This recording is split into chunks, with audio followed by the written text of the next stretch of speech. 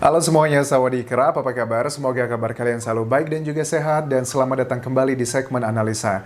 Kembali kita update mengenai kasus di Subang, Jawa Barat. Ini sudah bulan-bulan, menurutku adalah detik-detik terakhir pembahasan mengenai menuju ke tersangkanya, karena di bagian berikutnya sepertinya kita nggak akan lama lagi untuk menentukan, melihat ya siapakah yang ditentukan sebagai tersangkanya. Sekali lagi, tersangkanya adalah terdiri tidak hanya dari pelaku ya, tapi juga kemungkinan ada dalangnya, kemudian juga ada orang yang membantunya. Nah, di video kali ini aku akan bahas mengenai foto-foto dari jenazah kedua almarhumah, Ibu Tuti dan juga Amel, yang dilakukan eksekusinya di tanggal 18 Agustus 2021. Ini foto-foto aku dapatkan, ada beberapa di antara kalian yang sudah kirimkan ke Instagramku, terus juga aku cross-check kembali dengan ya yang sudah beredar di sosial media.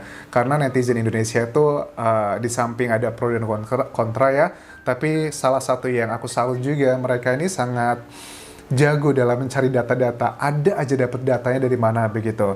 Oke, kita akan bahas ini. Ada salah satu dugaan yang menurut aku adalah bahwa memang kita ketahui dan sepakat bahwa tujuan kenapa kedua jenazah itu dibersihkan, dimandikan, dan dalam keadaan telanjang kan ya, ditemukan di mobil Alphard warna hitam tersebut. Tujuan utama adalah untuk menghilangkan sidik jari. Dari sini, tapi juga ada gambar yang menurut aku juga ada menjadi pertanyaan. Kenapa dari kedua korban yang dengan kondisi telanjang, kondisinya itu sangat jauh berbeda dan kebersihannya juga sangat jauh berbeda. Maksudnya gimana? Kalau untuk jenazah Ibu Tuti ya, itu memang bagian depannya kan memang yang parah kan ya. Karena memang sama-sama berdasarkan hasil otopsi yang pertama dan tidak dibantah oleh otopsi yang kedua bahwa tidak ada perubahan untuk penyebab kematiannya, yaitu adalah karena pukulan benda tumpul. Tapi kalau untuk almarhumah Ibu Tuti, di bagian depan itu memang yang sangat parah sekali, bagian kepalanya itu ya begitulah hancur. Sedangkan Amel juga sama, tapi ada banyak luka-luka di mata, di telinga, dan itu menunjukkan bahwa apakah si pelaku ini sengaja gitu kan ya melukai Amel gitu sebelum dia meninggal dunia. Kenapa sampai sebegitu teganya? Nah, kemudian aku makanya sempat berpikir bahwa kemungkinan besar tersangka nanti ada pelakunya. Pelaku itu adalah yang mengeksekusi mereka ya. Tapi kalau yang membantu ini perannya apa Anjas kira-kira? Perannya kemungkinan besar yang membantu ini adalah yang memandikannya, yang membersihkan kedua jenazah. Kenapa aku bilang ada dugaan seperti itu? Kayaknya pada saat aku melihat foto dari Amel ya, korban ini, itu membersihkannya sangat detail sekali ya. Jadi detailnya ini bukan cuma karena untuk sidik jari aja, tapi juga karena aku melihat kayak masih ada rasa kasih sayang gitu loh. Masih ada rasa jiwa manusianya gitu. Mungkin yang membantu ini dia tidaklah eksekutornya, tapi dia hanya membantu untuk membersihkan saja. Tapi ini terlalu bersih sekali dibandingkan dengan Ibu Tuti begitu. Nah, luka-lukanya juga dari tubuh Amel ini nggak mungkin ya kalau orang ini adalah si pelaku itu adalah yang sangat dekat, punya hubungan emosional, masa sih sampai sebegitu teganya. Tapi ada juga bilang Anjas, jangan-jangan ini psikopat, sosiopat. Tapi oke lah, kita ambil knowledge saya. Jadi buat teman-teman yang namanya psikopat dan sosiopat itu sama-sama actionnya adalah perilaku kriminal seperti membunuh, menyayat, dan seperti itu. Tapi penyebabnya berbeda ya antara psikopat dan sosiopat. Kalau bahasa Inggrisnya sosiopat sih. Jadi kalau yang psikopat itu penyebabnya karena memang bawaan lahir di otaknya itu ada saluran untuk kayak saraf-saraf untuk ke empatinya itu sudah terputus sama sekali. Jadi pada saat dia menyakiti hewan, menyakiti manusia, dia tuh menikmati, senang. Makanya profesi-profesi yang cenderung nih ya, berdasarkan jurnal yang aku baca dari psychoanalysis, biasanya orang-orang yang kemungkinan ada peluang menjadi psikopat adalah dokter bedah, kemudian mereka-mereka yang bekerja di bidang yang ada darah-darahnya. Itu adalah kemungkinan di situ, tapi tidak semua, tapi ada kemungkinan di situ. Sedangkan kalau sosiopat atau sosiopat itu sama actionnya, tapi penyebabnya berbeda. Kalau sosiopat itu adalah orang melakukan pembunuhan atau tindakan kriminal karena faktor lingkungan. Tapi kalau secara otaknya dia masih ada empatinya. Maksudnya gimana Anjas? Misalnya begini, kalau orang sosiopat ya, itu pada saat dia membunuh, dia sebenarnya nggak mau ngebunuh, tapi karena terpaksa. Kalau dia nggak ngebunuh, dia yang akan dihabisi. Gitu. Dan juga sama kayak merampok. Orang ini harus merampok. Sebenarnya dia nggak mau ngerampok, tapi karena harus ngerampok, kalau nggak dia nggak bisa makan, atau dia akan mati kelaparan, keluarganya, orang-orang disayanginya, dia harus melakukan itu. Nah, yang membedakan juga pada saat mereka melakukan eksekusi, psikopat dan sosiopat itu, eksekusinya itu ada perbedaan. Ya namanya juga kalau sosiopat kan masih bisa disembuhkan ya, karena dia adalah faktor eksternal, dia masih ada rasa empatinya. Nah, di sini aku melihat ya, kalau kenapa aku bilang dugaanku ya dari orang awam gitu melihatnya bahwa kondisi jenazah Amel tuh sangat bersih, bukan hanya karena ingin dihilangkan jejak sidik jari si pelaku, tapi karena masih ada rasa kasih sayangnya begitu. Tapi berbeda dengan Ibu Tuti ya, Ibu Tuti masih tidak terlalu bersih ya. Apa mungkin karena dari hasil otopsi pertama kan ada perbedaan waktu kematian ya. Ibu Tuti itu lebih awal dibandingkan dengan Amel di sini. Oke. Dan kemudian juga ada nih beberapa orang yang sudah mulai berpikir kan, kita melihat juga ada beberapa data yang sudah kita analisa di video-videoku sebelumnya. Ada dugaan bahwa si pelaku dan juga si dalang itu kemungkinan besar mereka tidak membawa handphone pada saat melakukan eksekusi. Karena sebenarnya gini ya, dengan data-data handphone tersebut dari BTS, itu kan bisa dicek. Pertama adalah pada saat dia mati, HP-nya itu bisa dicek. HP hidup juga bisa dicek, dan HP mendapatkan pada saat mendapatkan interaksi datanya hidup juga bisa dicek, tapi dengan surat izin yang sangat complicated. Dugaanku adalah mungkin kasus ini juga semakin lama karena pelaku ini dan juga dalang sudah sedikit knowledgeable ya tentang forensik ya. Forensik ini nggak cuma masalah jejak, tapi juga masalah BTS dan sebagainya. Ini cukup punya pengetahuan, dan pengetahuan ini tidak harus orang yang jago di bidang forensik. Makanya ini adalah kemampuan dari membaca ya. Jadi Google lah mereka mencari data-data di internet bagaimana cara menghilangkan jejak pembunuhan, tuh pasti ada banyak sekali data-datanya. Dan alasan kenapa tim penyidik juga memeriksa handphone dari para saksi atau orang-orang lainnya. Saksi ini ada 55 ya, tapi kan yang berbicara mungkin di media massa dalam hitungan di bawah 10. Jadi pada saat aku bilang saksi, itu ada 55 saksi. Jangan tertuju kepada siapapun dulu gitu. Handphone para saksi juga diperiksa berhari-hari, itu kan juga untuk dianalisa guys, dari tim penyidik, karena penyelidikan ini tidaklah sesimpel hanya menggunakan metode kuantitatif atau kualitatif. Kualitatif itu artinya data-data yang sifatnya berasal dari interview, tulisan, seperti BAP itu adalah kualitatif.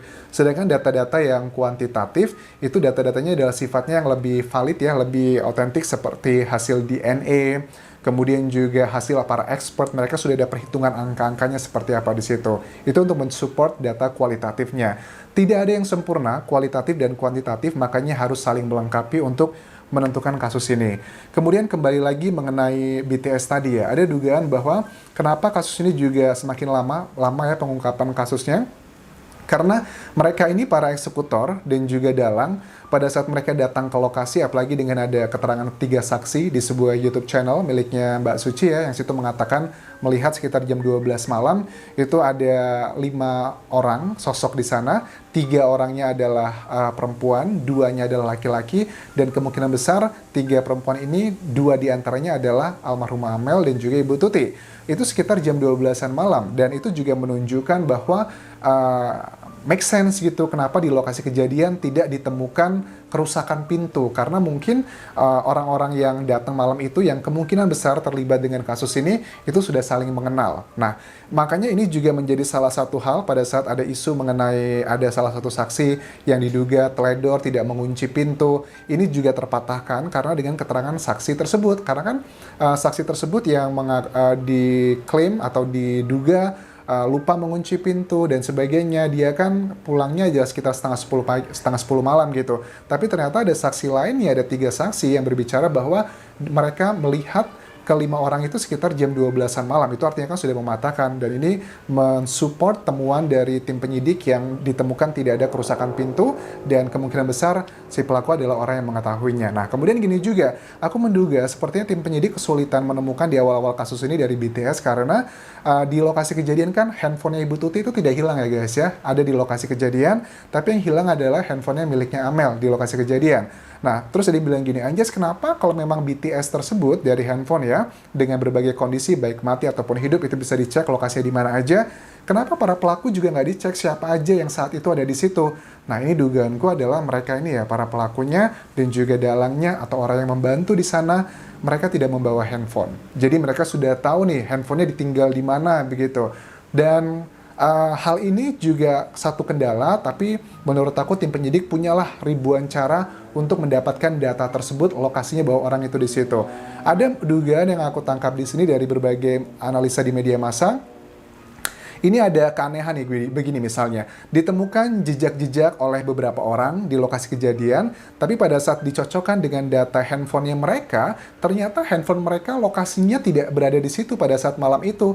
Ini kenapa ini? Tapi kan ada dua data yang sama-sama cukup tinggi tingkat validitasnya. Pertama ada data misalkan begini, ditemukan sidik jari atau jejak-jejak kaki yang sudah dipublis di media massa, itu punya dia, dan juga diketahui usianya berapa lama jejak sidik jari tersebut atau jejak yang lainnya. Tapi kok di waktu yang sama handphonenya itu berada di lokasi yang berbeda, bukan di TKP. Nah, mungkin ada dugaan ini, oh orang ini sudah paham nih, ternyata BTS itu bisa juga digunakan untuk melacak kondisi keberadaan seseorang.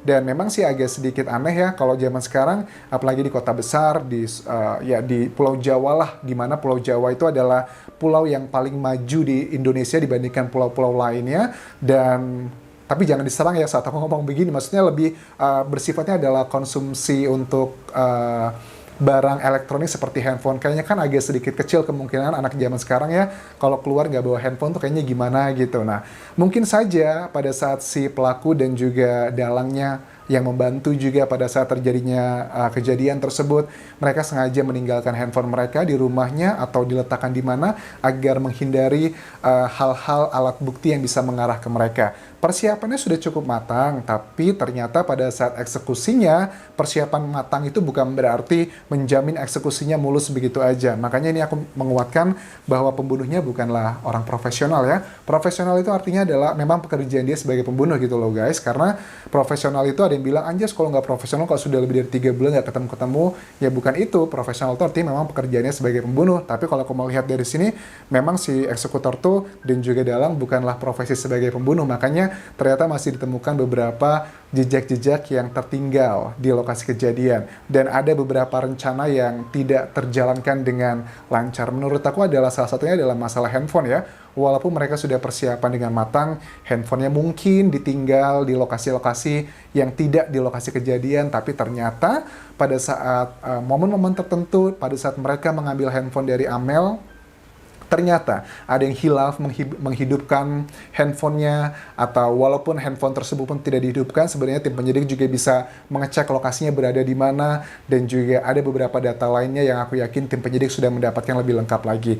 Makanya aku sangat optimis, tidak dalam waktu lama lagi pemeriksaan mungkin masih ada untuk saksi-saksi lainnya, tapi ini akan segera terungkap tahun ini. Harapanku tahun 2021 ini di Desember nanti kita sudah bisa melihat gelar perkaranya, dan kita penasaran sih sebenarnya apa sih motifnya sampai sebegitu dahsyatnya tega menghabisi 2 orang. Apakah benar nih teori dari sejumlah pakar kriminolog yang menyatakan pada umumnya kasus pembunuhan itu dilatar belakangi 3 motif. Pertama adalah asmara, kedua adalah harta, dan ketiga adalah permasalahan sosial. Apakah teori ini akan terbukti atau tidak? Kita akan segera ketahui pada saat nanti dilakukan gelar perkara. Terima kasih sudah menonton video ini, dan terima kasih juga untuk komentar-komentar positifnya kalian. Dan aku juga selalu mengingatkan sekali lagi, ini bukanlah sebuah pertandingan, kita harus memenangkan seseorang, tidak. Tapi kita sedang berjuang bersama-sama mengawal kasus ini. Ini adalah bencana kemanusiaan, bukan bencana alam. Kalau kita mau membantu korban, ya kita harus bantu untuk melancarkan mendapatkan siapakah pelakunya. Ini bukanlah bencana alam ya. Terakhir, jangan lupa tinggalkan komentar positif kalian, tinggalkan like, dan juga follow Instagramku di Anjas di Thailand. Kalau ada komentar-komentar negatif, please nggak usah direspon, biarkan saja, karena itu akan menjadi jejak digital nantinya. Siapakah yang akan terlihat, mana yang beneran mencoba mencari, mendukung fakta, kita akan lihat nanti jejak digital siapakah yang benar-benar berjuang untuk mengawal melihat sesuatu hal dari fakta, bukan dari karena kesukaan dan ketidaksukaan terhadap seseorang.